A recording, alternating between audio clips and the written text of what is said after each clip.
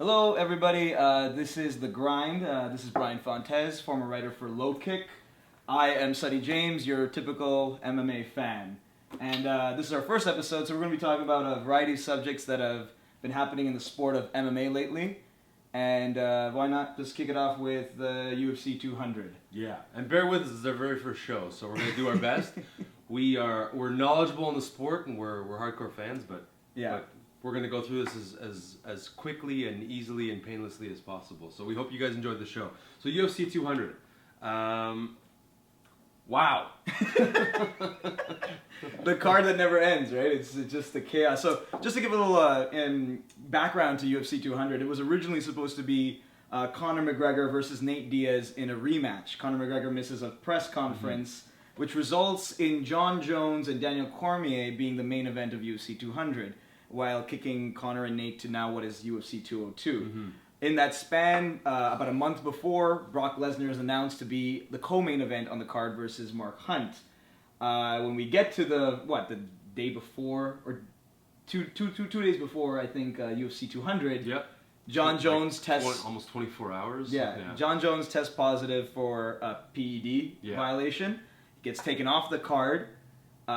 Brock Lesnar and Mark Hunt don't get bumped up to the main event, which normally happens when a main event is taken out. It was thought that they were going to be. That's what I thought. And then I think there was some flack, I guess, from I don't know if it was internal or from fans that the belt shouldn't be treated with such disrespect. And I can see that argument. So what ended up happening is Miesha Tate versus Amanda Nunes ended up being the main event.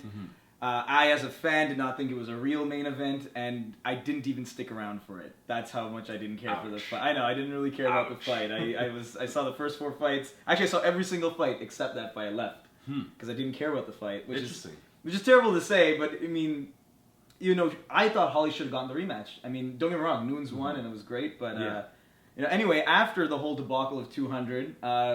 Daniel Cormier did end up fighting. He fought Anderson Silva in the third fight before the co-main. And then, just days later after that, Brock Lesnar tests positive for PEDs.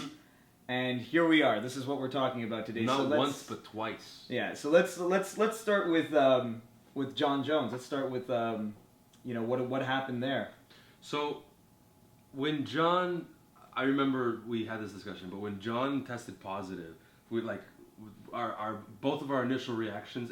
All the MMA fans that I have on my phone, all the people that I talk to, my friends, it's literally like the fuck, like to the point where you're pissed off at him because you just want to see good fights at this point. You don't care what because even DC felt the same way we did as fans. He literally his reaction. Oh man! Aside from being just distraught, his reaction was, "Can I still fight? Absolutely. Can I still sign a waiver? Can we still make it happen?" Yeah. And I think that's what we were all hoping was that they could just brush it all past and we could still make it happen and not worry about it, and whatever happens happens, just for the sake of keeping the event together.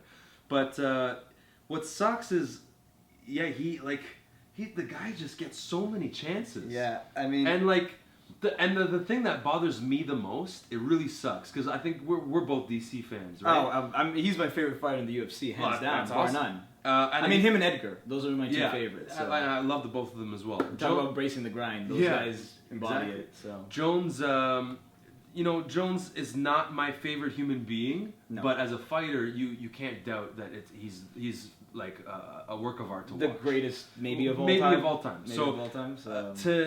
For that to happen, it's horrible. It's depressing. Absolutely. But the thing that bothered me the most that I was going to say about DC is that I could not stand people booing DC. It made no sense to me. And the reason being is because, I think ultimately it's because people want to see redemption. Yeah. They want to see people who have veered off the straight path. Yeah. And get back on it. And DC, I guess, because he's had a less colorful career as far as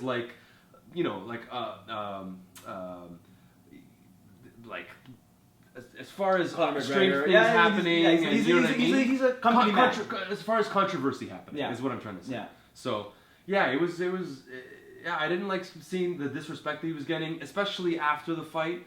Which he dominated. He dominated. He did exactly what Brock Lesnar did to Mark Hunt. It's ridiculous. And, it goes to show that it's not about the fight per se. It's literally they don't like DC. Yeah. Now, here's the thing. The thing about Jon Jones for me is that I started following the sport in 2011.